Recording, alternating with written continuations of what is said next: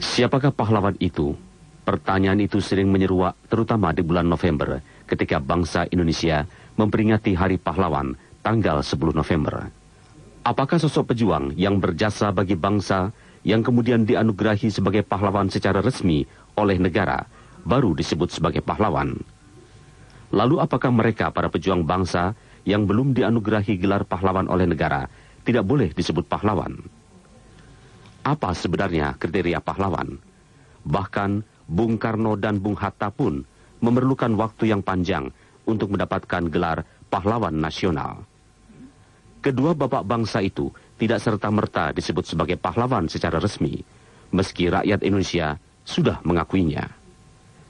Tahun ini, Bung Tomo, tokoh pahlawan yang ditulis dalam buku pelajaran sejarah berkaitan dengan peristiwa 10 November 1945 di Surabaya, baru bulan November ini mendapatkan gelar pahlawan nasional bersama mantan Perdana Menteri M. Natsir.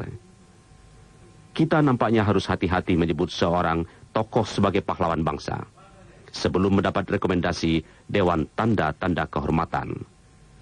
Jadi ketika sebuah partai politik dalam iklan politiknya yang ditayangkan stasiun televisi mengusung gambar mantan Presiden Soeharto sebagai pahlawan, timbul pro dan kontra. Apakah Pak Harto itu seorang pahlawan bangsa? Secara resmi, negara belum menetapkannya. Ada baiknya kita menakar apa kontribusi Pak Harto kepada bangsa dan negara, dan apa yang menyebabkan Pak Harto diragukan kepahlawanannya. Untuk itu kita harus jernih, cerdas dan bijak membahasnya, karena bagaimanapun juga, Pak Harto bagian dari perjalanan sejarah bangsa Indonesia.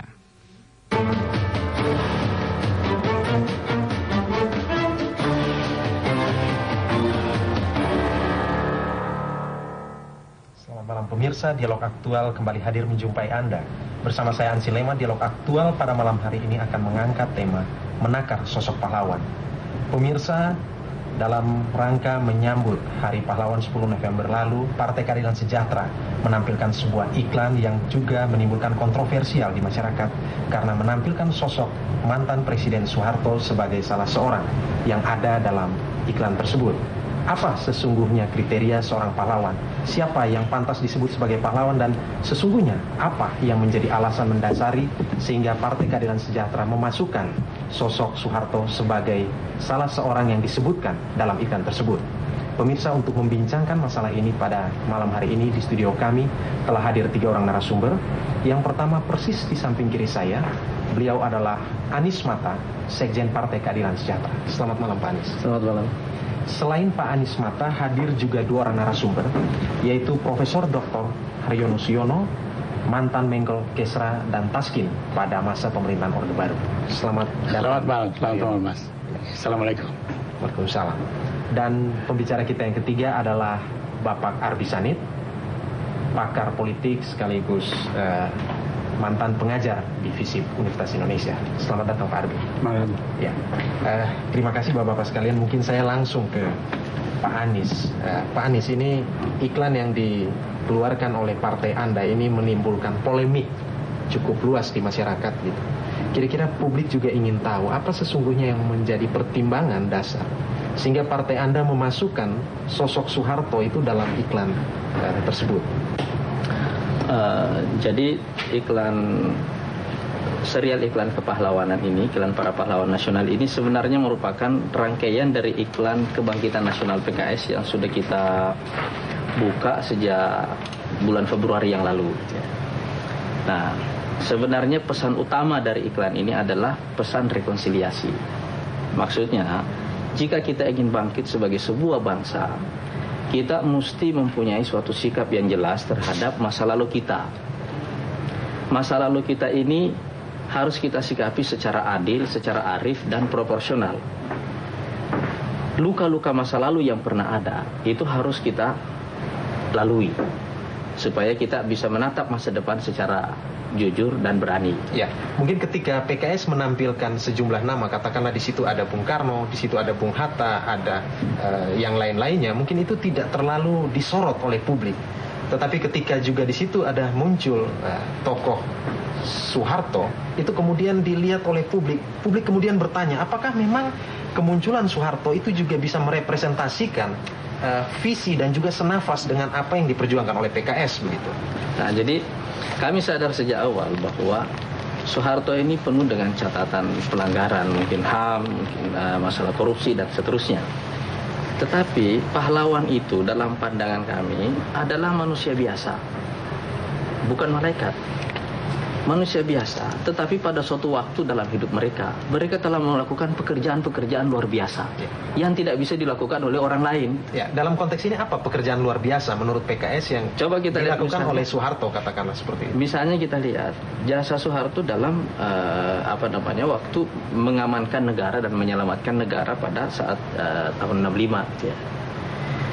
Bagaimanapun itu tidak bisa kita lupakan, bahwa itu telah memotong satu masa sejarah yang kelam di negara kita itu. Dan yang kedua adalah masalah narasi besar tentang pembangunan itu. Itu juga bukan suatu pekerjaan yang sederhana. Wajah bangsa kita ini tiba-tiba berubah dan masuk dalam daftar negara industri baru selama masa 30 tahun Orde Baru itu gitu. Saya lahir persis di awal Orde Baru gitu ya. Dan kita semua merasakan bahwa generasi seangkatan saya ini adalah generasi Indonesia baru yang terdidik oleh karena salah satunya adalah karena masalah dalam Orde Baru ini.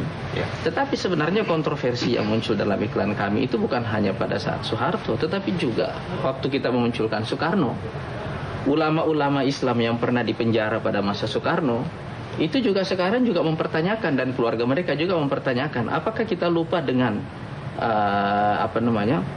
penindasan Soekarno terhadap umat Islam, termasuk diantaranya kan Natsir sendiri atau Buya Hamka yang pernah dipenjara oleh Soekarno gitu.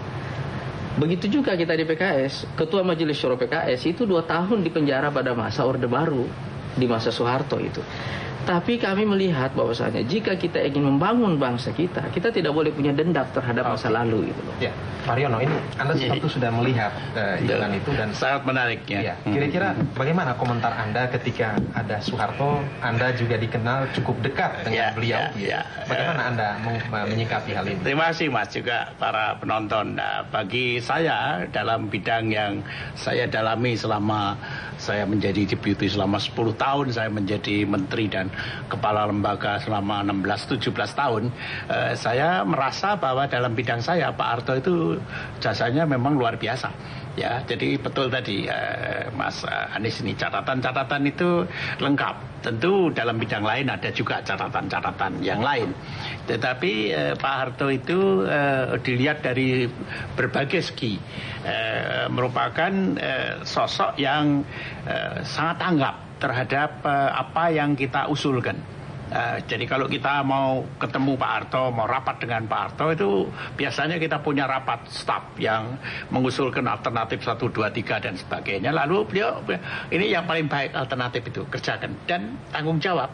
Artinya kalau kita lalu kemudian memerlukan anggaran, itu bukan kita harus minta-minta, ini sudah keputusan. Sebagai seorang pimpinan yang memutuskan, itu tanggung jawabnya harus juga mengusahakan anggaran. Nah, contoh-contoh seperti ini dalam bidang saya beruntung dengan sendirinya. Tentu saya tidak bisa komentar kalau bidang-bidang lain, mungkin nanti kita bisa lihat secara luas. Pak Haryono itu bahwa pantas lah begitu ada iklan PKS.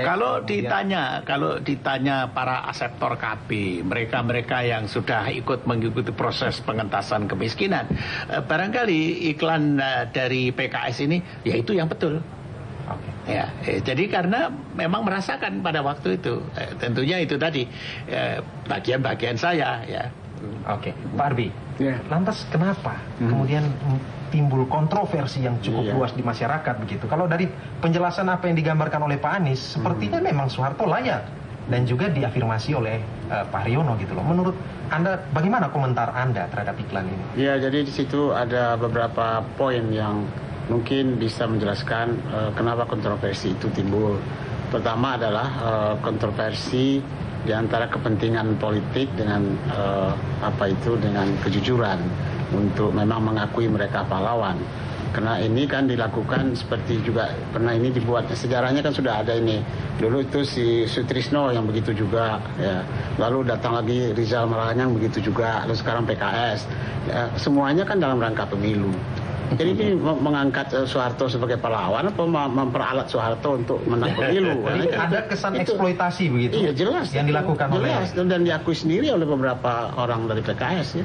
Nah, ini tujuannya untuk dapat dukungan dari pendukung-pendukung Soeharto untuk menambah suara kan begitu ya. Jadi itu saya kira itu jadi kontroversi.